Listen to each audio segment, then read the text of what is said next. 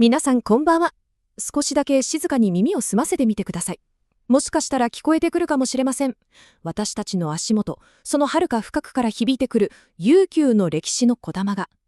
今回は光の届かない地下に静かに広がる死者たちの都、カタコンベを巡る旅と皆さんをご案内します。古代ローマの熱い信仰心から現代東京の最先端テクノロジーまで、人類が愛する者の死と、そして自らの記憶とどのように向き合ってきたのか、その壮大で、そして少し物悲しい物語を今夜は一緒にゆっくりと紐解いていきましょう。まずは、このとても根源的な問いから始めてみたいと思うんです。なぜ私たち人間は亡くなった人々を光の届かないこの大地の下へと託してきたのでしょうか。この問いをいわば旅の道印として私たちの探求は始まります。さて、私たちの旅が最初に訪れるのは、すべての道が通ずると言われたあの偉大な都市、古代ローマです。今では世界中の地下墓地を指す言葉としてすっかりおなじみになったカタコンベ。ですが、この言葉がもともとはローマ郊外にあったたった一つの特定の場所だけを指す固有名詞だったという事実はご存知でしたでしょうか。そうなんです。その場所の名前はアド・カタクンバス。ラテン語でくぼ地のそばという意味のごくありふれた地名だったんですね。もともとは有名なアッピア街道沿いにあったただの採石場の跡地を指す言葉だったそうです。それがいつしかそこに作られた地下墓地そのものを指すようになり、やがてはローマ中に広がる地下墓地全体を、そして最終的には世界中の地下墓地を表す一般名詞へと、その意味を大きく広げていったのです。たった一つの場所の名前が人類共通の記憶を収める器の名前になる。言葉がたどる旅路というのもまた実に興味深いものですよね。ではそもそもなぜ古代ローマの人々、特に初期のキリスト教徒たちはこんなにも手間のかかる地下に広大な保家ネットワークを築いたのでしょうか。その背景にはですね、法律、経済、信仰、そして地質という全く異なる4つの要素がまるで奇跡のようにピタリと噛み合っていたという事情があるんです。まず、当時のローマ法では公衆衛生の観点から城壁の内側に遺体を埋葬することが固く禁じられていました。しかし、城壁の外に広がる土地は当然ながら非常に高価でして、誰もが簡単に桶を手に入れられるわけではなかったんですね。さらに、キリスト教徒たちにはどうしても譲れない一線がありました。それが肉体の復活という信仰です。彼らは最後の審判の日に肉体が染まよることを信じていたため、遺体を燃やしてしまう火葬ではなく、そのままの形で埋葬する土葬にこだわったのです。当然、土葬は火葬よりもはるかに広いスペースを必要とします。そして、この難問を解決する最後の鍵となったのが、ローマ周辺の独特な地質でした。トゥファと呼ばれる火山性の凝灰岩。この岩は掘っている最中は驚くほど柔らかいのに、一度空気に触れるとまるでコンクリートのようにカチカチに硬くなるという、まさに地下墓地を作るために生まれてきたかのような理想的な性質を持っていたのです。法律の壁、経済的な制約、そして譲れない信仰。カタコンベというのはこれらすべての条件を満たす極めて独創的で、そして合理的な答えだったというわけなんですね。ここで一つ、皆さんが抱いているかもしれないイメージについて少しだけお話しさせてください。マイシムと明かりに照らされた薄暗い通路を迫害から逃げられたキリスト教徒たちが息を潜めて生活している。そんな光景を思い浮かべる方も多いのではないでしょうか。映画や小説の影響も大きいかもしれませんね。しかし、実はこれ、後世になってから作られた神話と言ってもいいものなんです。実際のカタコンベは、ローマ当局もその存在を公用に認めていた、れっきとした公式の墓地でした。そこには、フォッソールと呼ばれる専門の掘り打ち人たちの組合が存在して、計画的に通路を掘り進め、埋葬区画を管理し、販売までしていたんですね。もちろん、信仰のために命を落とした殉教者を偲んで、特別な儀式が行われることはありました。ですが、そこは決して生きている人々が日常の暮らしを営む場所ではなかったのです。カタコンベは聖者のための隠れ家ではなく、どこまでも死者たちのための永遠の都、ネクロポリスだったのです。さて、私たちの旅は、ここから時間を大きく飛び越えます。舞台は、古代ローマから千数百年後の18世紀、花の都パリです。ここではカタコンベというアイディアが全く異なる理由で再び歴史の表舞台に登場することになります。それはもはや敬虔な信仰心からではありませんでした。差し迫った公衆衛生の危機に対するほとんど絶望的とも言える、しかし壮大な解決策としてカタコンベは再発明されることになるのです。600万。この数字が一体何を意味するのか想像がつくでしょうか。これは当時のパリの全人口をはるかに上回る数です。そしてこれは18世紀のパリが直面した未曾有の公衆衛生上の危機を解決するために市内の墓地から地下へと移された人々の遺骨の数なのです。市内にあった墓地、特にサンティノ山墓地は何世紀にもわたって死者を弔来続けた結果、もはや飽和状態を超えて文字通り遺体で溢れ返っていました。その結果、パリの足元に眠るおよそ600万人もの先人たちの骨をかつての採石場跡へと移送するという人類史上でもほとんど類を見ない巨大なプロジェクトが実行されたのでした。その経緯は実に劇的なものでした。まず、問題の中心であったサンティノ山墓地は、あまりにも多くの遺体を埋葬し続けた結果、墓地の地面そのものが周りの道路よりも2メートル以上も高くなるというちょっと信じがたい状態に陥っていました。そして1780年のある日、ついに恐れていた事態が起こります。降り続いた雨の影響で、墓地と隣の家を隔てていた壁が崩壊、地下室に大量の腐敗した遺体と骨がなだれ込むという悲惨な事故が起きてしまったのです。この事件はもはや問題が先送りできないことをパリ市民に痛烈に突きつけました。当局はついに市内すべての墓地の閉鎖とそこに眠る遺骨の全面的な移送を決定します。1786年の春から実に年以上にわたって毎晩聖歌隊に先導され黒い布で覆われた馬車が粛々と膨大な量の骨を地下の採石場跡へと運び続けたそうです。そしてそれからおよそ20年後の1810年、一人の男、監察官ルイ・エティエンヌ・エリクル・ド・チュリーの手によってこの混沌とした骨の山は我々が今日知る死と哲学の博物館へと生まれ変わっていくのです。止まれ。ここは死の帝国である。パリのカタコンベを訪れた者をまず出迎えるのがこの有名な碑文です。エリクール・ド・テューリーはこの地下空間を単なる骨の保管庫にすることを良しとしませんでした。彼はここを訪れるすべての人が自らの生と死について深く瞑想するための一つの壮大な劇場にしようと考えたのです。彼は運び込まれた無数の大腿骨と頭蓋骨をまるで建材であるかのように用いて整然とした壁や柱、モニュメントを築き上げました。そしてその壁の底々にラシーヌやホラティウスといった偉大な詩人や哲学者の言葉、そして聖書から引用した死に関する警曲を刻ませたのです。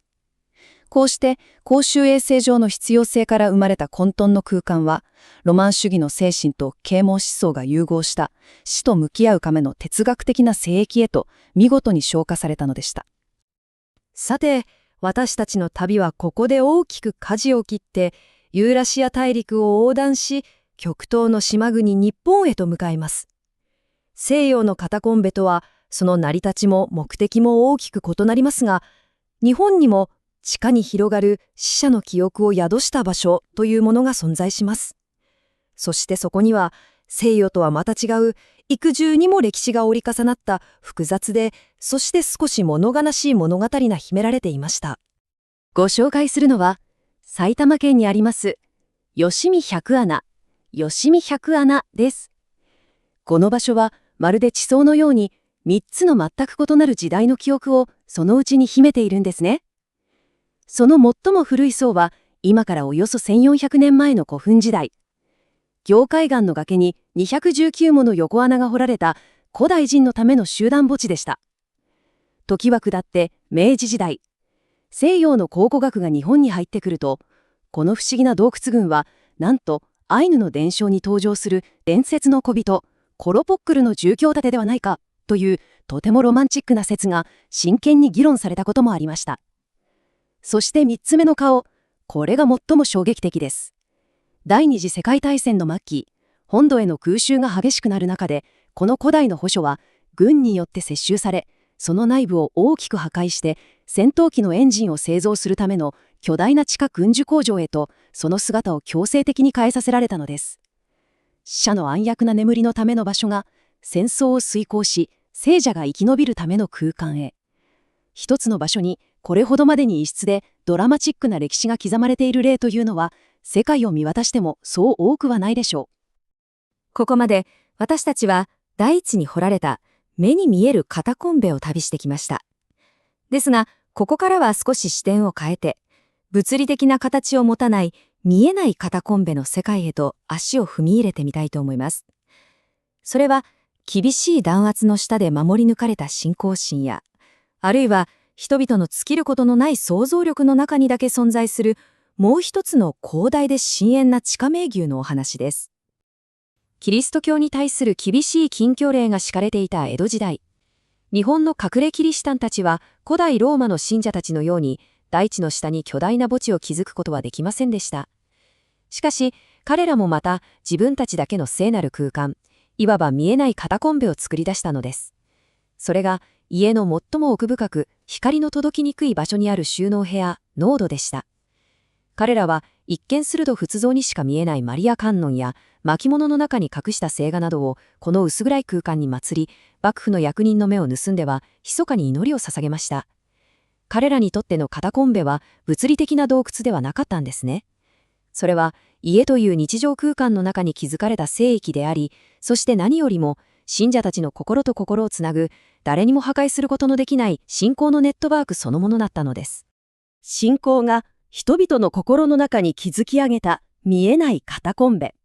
そして現在の日本にはもう一つ全く異なる目的で生み出された広大な地下迷宮が存在します。それは信仰のためではありません。救済のためでもない。純粋な探求の喜びと未知なるものと出会う興奮のためだけに作られたエンターテインメントとしての想像力のカタコンベ。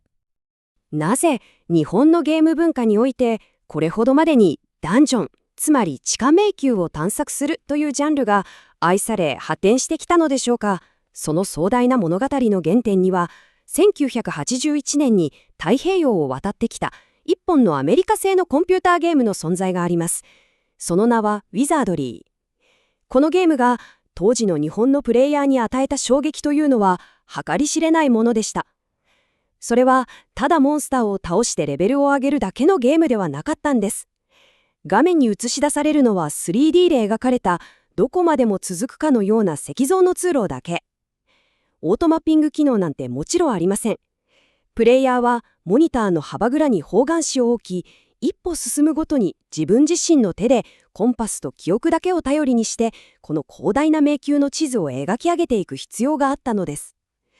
この地味で、しかしどこまでも創造的なマッピングという行為こそが、日本の若者たちを熱狂の渦に巻き込みました。